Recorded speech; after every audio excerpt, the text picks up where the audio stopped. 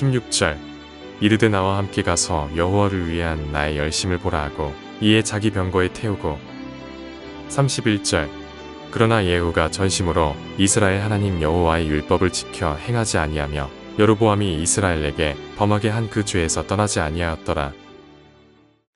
오늘 이 시간 열왕기하 10장을 가지고 함께 하나님의 말씀을 나눌 수 있기를 원합니다.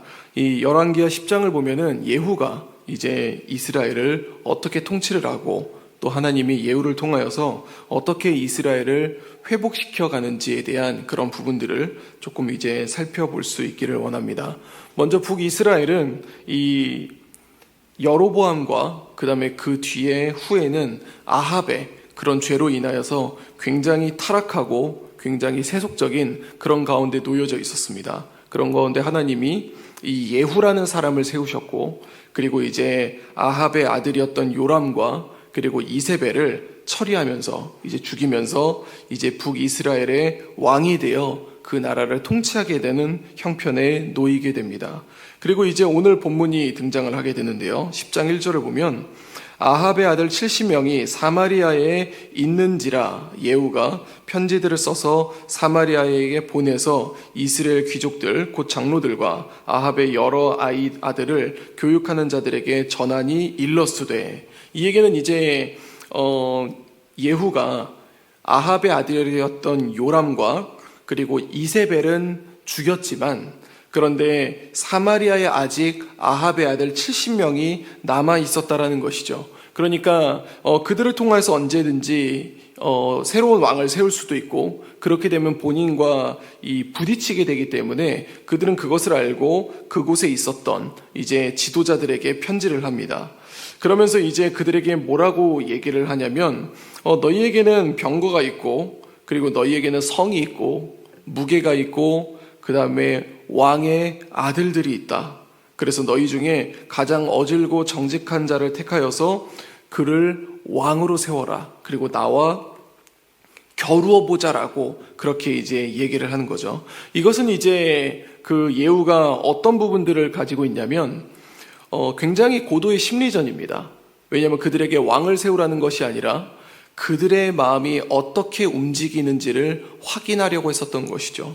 그래서 그들은 예후의 이 편지에 심히 두려워해서, 그래서 이제 그에게 이야기를 합니다. 어떻게 이를 우리가 두려움을 감당할 수 있겠느냐라고 이렇게 얘기를 합니다. 그래서 5절을 보면은 이제 왕자를 교육하는 자들이 예후에게 말을 전하죠. 뭐라고 얘기하냐면 우리는 당신의 종이라.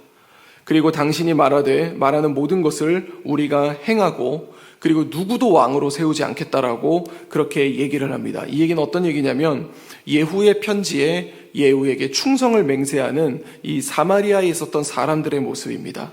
그래서 예후는 본심을 이제 전합니다. 그리고 내가 너희에게 편지를 하는데 너희는 내 편이 되어서 내 말을 들어라. 그러면서 아합의 아들들의 머리를 가지고 오라고 그렇게 얘기를 하죠. 그래서 왕자 70명을 죽이라고 그렇게 얘기를 하게 됩니다. 그래서 그들은 왕자 70명을 붙잡아 죽이고 그들의 머리를 광주리에 담아 이스라엘 예후에게 보내게 됩니다. 그러니까 실제로 이제 예후는 직접 가져오라고 했지만 그들은 직접 가지는 않고 사자들을 통해서 보냈던 것 같습니다. 그래서 예후는 그 이제 머리들을 가지고 두 무더기로 쌓아 그래서 문 어귀에 두어서 사람들이 지켜보게 그렇게 하였었고, 그 다음에 이제 예후는 이 이스라엘에 있는 그런 이제 사람들을 이제 바라보게 됩니다. 그러면서 10절을 보면은 그런즉 이제 너희는 알라 곧 여호와께서 아합의 집에 대하여 하신 말씀은 하나도 땅에 떨어지지 아니하니라. 여호와께서 그의 종 엘리야를 통하여 하신 말씀을 이제 이루셨도다라고 하면서 아합의 집에 속한 이스라엘에 남아있는 자를 다 죽이게 됩니다. 하나도 남아있지 않게 됐다고 얘기를 하죠. 그리고 이제 그는 사마리아로 이동을 합니다. 사마리아로 이동을 하면서 누구를 만나냐면 유다의 왕 아하시아의 형제들을 만나게 됩니다. 이게 조금 독특한 건데요. 남유다와 북이스라엘로 갈려져 있는데 북이스라엘의 그 장소에서 아하시아의 형제들을 만났다라고 얘기합니다. 이거는 그 나라가 제가 지난번에 얘기했던 것처럼 사돈관계를 맺었기 때문에 조금 관계가 있었다라는 것을 얘기하는 것이죠. 예후는 그들을 만났고 그들마저도 죽이게 됩니다. 그리고 이제 예후는 15절을 보면 거기에서 떠나가다가 자기를 맞이하러 온 레갑의 아들 여호나답을 만나게 됩니다. 그리고 이제 그를 통하여서 이제 같은 편을 이제 가지게 되고 16절을 보면 나와 함께 가서 여호와를 위한 나의 열심을 보라라고 하면서 그를 자기 병거에 태우게 되는 것이죠.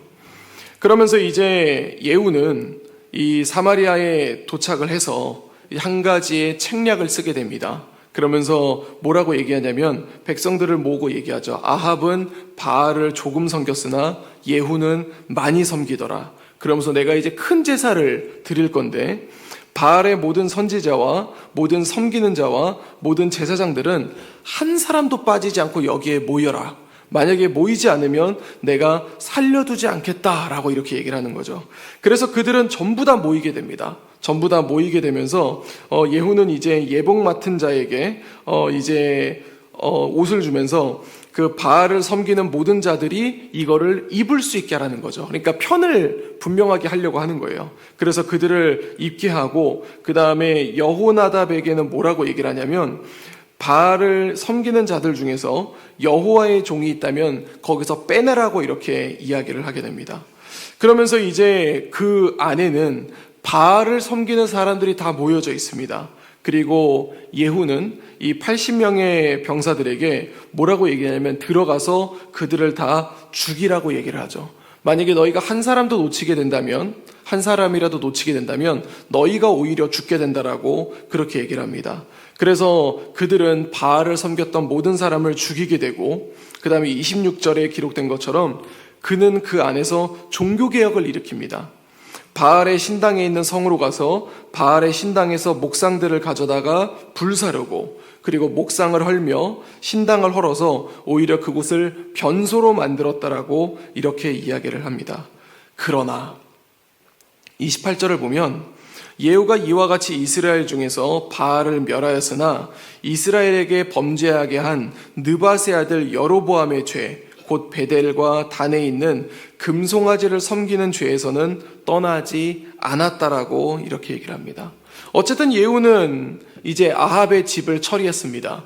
그리고 그 안에 가득했었던 우상들의 일부를 제거했습니다. 그래서 하나님은 그에게 정직한 일을 행하였으니 네가 4대를 지내리라 라고 해서 예후의 가문이 4대 동안 이제 그 북이스라엘을 다스리게 됩니다. 근데 이제 안타까운 것은 31절입니다. 31절을 보면 그러나 예후가 전심으로 이스라엘 하나님 여호와의 율법을 지켜 행하지 아니하며 여로보암이 이스라엘에게 범하게 한 그 죄에서 떠나지 아니하였더라 라고 하면서 예후에 대한 평가를 하게 됩니다. 그래서 시간이 지나서 결국은 이제 하사엘이 쳐들어오게 되고 하사엘이 쳐들어오면서 이 북이스라엘은 조금 이렇게 나뉘어지게 되는 그런 이제 결과가 일어나고요. 예후는 28, 그러니까 28년을 북이스라엘을 다스린 후에 죽음을 맞이하게 됩니다. 사랑하는 성도 여러분, 우리는 오늘 이제 예후가 아합의 집안을 전부 정리를 하고 그 다음에 그 안에서 종교개혁을 일으켰던 그 장면을 바라볼 수 있게 됩니다. 그런데 우리가 이 부분들을 보면서 조금 마음속에 새겨야 될 부분들이 어떤 부분이냐면 먼저 16절입니다. 16절을 보면 예후는 이렇게 이야기를 하죠. 이르되 나와 함께 가서 여호와를 위한 나의 열심을 보라라고 그렇게 얘기를 합니다. 우리가 이제 신앙생활을 하다 보면 열정을 가지고 살아갈 수 있습니다. 열심을 가지고 살아갈 수 있습니다. 그러나 우리가 가장 조심해야 되는 것이 무엇이냐면 나의 열심입니다. 그러니까 이게 지금 어떤 이야기를 하고 있냐면 우리가 교회에서 또 신앙생활에 있어서 열심을 할 때는 하나님으로부터 나에게 은혜가 임하고 그 은혜를 통하여서 내가 이 사역을 하고 삶을 살아가는 것이지 내가 예수님을 믿습니다. 그러나 나는 나의 열심으로 살아가겠습니다. 라고 하게 되면은 거기서 문제가 발생한다라는 것이죠. 그러니까 지금 예후는 굉장히 머리가 좋은 사람입니다. 오늘 보면은 예후가 진짜 지혜롭지 않습니까? 그 아합의 아들들을 죽일 때에도 굉장히 고도의 심리전을 통하여서 자기 손에 피 한 방울 안 묻히고 사마리아를 점령합니다. 그리고 자신이 사마리아에 와서 이 바알을 섬기는 사람들을 모을 때에도 그 사람들을 모아서 한 번에 없애는 그 지혜를 이제 예후는 보여주게 됩니다. 뿐만이 아니라 그리고 바알의 신당에 있었던 모든 목상들을 헐고 신당들을 헐면서 종교개혁을 일으키게 됩니다. 이거는 우리가 볼 때 그가 뭐 종교개혁을 일으켰네라고 생각할 수 있지만 실제로는 나라 자체를 뒤엎은 겁니다. 그런데 그것을 굉장히 과감하게 담대하게 실행했고 그 다음에 거기에 대한 결과를 보고 있습니다. 그런데 예후의 마지막은 뭐라고 기록되냐면 그러나 예후가 전심으로 이스라엘 하나님 여호와의 율법을 지켜 행하지 아니하며라고 되어져 있죠. 이게 왜 이런 결과를 맞이하냐면 예후 자체가 뭐 하나님에 대한 믿음이 없었다, 예후가 자기 욕심에 가득한 사람이었다. 저는 뭐 그거를 그렇게 평가하고 싶지는 않지만 우리가 생각해야 되는 게 뭐냐면 예후에게는 하나님의 열심이 아니라 나의 열심이 있었다라는 것이죠. 내가 뭘 할 거야. 내가 이거 다 바꿀 거야. 내가 이거를 다 제거할 거야. 라는 그런 마음으로 나아가게 됐었다라는 겁니다. 예후는 하나님이 사용한 하나님의 도구였습니다. 그러나 예후는 자신의 힘과 자신의 열심으로 그렇게 살아가게 되었다라는 것이죠. 그래서 그 결과 예후는 이 바알의 목상과 바알의 신당은 헐었지만 금송아지를 섬기는 죄에서는 떠나지 못했고요. 그리고 또 하나님께 축복을 받기는 했지만 하나님 앞에 열심히 살아가는 그런 부분들은 있었겠지만 전심으로 하나님의 말씀으로 살아가지는 않았다라는 것이죠. 그래서 결국은 여로보암이 이스라엘에게 범하게 한 그 죄에서 떠나지 않게 되었다라고 얘기를 합니다. 사랑하는 성도 여러분, 저는 우리가 이 본문을 보면서 예후를 보면 좀 뭔가 시원할 수 있습니다. 진짜 아합의 가문 때문에 세상의 죄로 찌들었던 북이스라엘을 청소하는 그런 멋진 사람으로 보여질지도 모릅니다. 그러나 우리가 이 본문을 보면서 정말 마음속에 잘 새겨야 되는 게 뭐가 있냐면 내가 예수님을 믿고 하나님 나라를 위하여서 살아가야 되는데 혹시 그것이 나의 열심으로 살아가고 있는 것은 아닌가? 내가라는 그 마음으로 나아가고 있는 것은 아닌가? 그래서 만약에 내 삶에 있어서 나의 열심으로 이 모든 것을 해가고 있다면 우리는 지칠 수밖에 없습니다. 지치게 되기도 하고요. 그리고 전심으로 나아가지 못하게 됩니다. 그래서 그런 부분들이 있다면 주님께 기도하십시오. 하나님, 나에게 은혜가 임하게 하여 주시옵소서. 그리고 그 은혜로 내가 삶을 살아갈 수 있게 하여 주시옵소서. 그래서 나에게 하나님의 마음과 하나님의 열심이 있게 하여 주시옵소서라고 기도하며 나아갈 수 있는, 그래서 주의 열심으로 살아가실 수 있는 우리 재건부평교회 모든 성도님들이 될 수 있기를 우리 주 예수 그리스도 이름으로 간절히 축원드립니다. 기도하겠습니다. 이제 오늘 받은 말씀으로 함께 기도하겠습니다. 하나님의 도구였지만 나의 열심으로 살아왔던 예후의 모습을 지켜보며 나 자신을 돌아보게 하소서. 우리의 믿음이 자기의 힘과 열심이 아니라 하나님의 열심과 하나님의 마음이 되게 하여 주옵소서.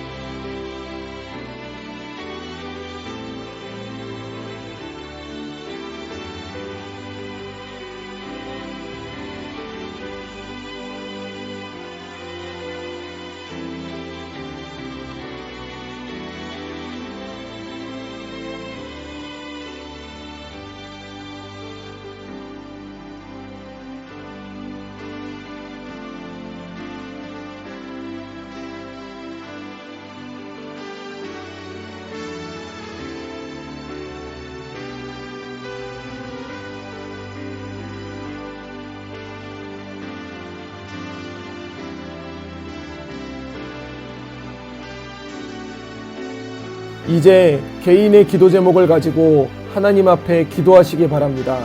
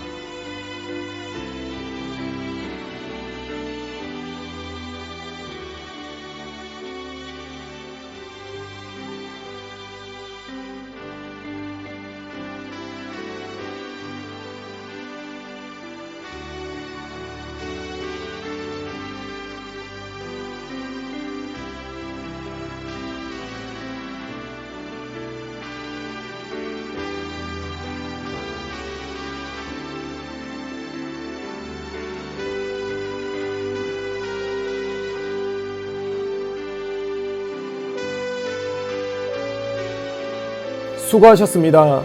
오늘도 하나님의 인도하심 가운데 승리의 하루를 보내시는 우리 재건부평교회 모든 성도님들이 되시기를 주님의 이름으로 축복합니다.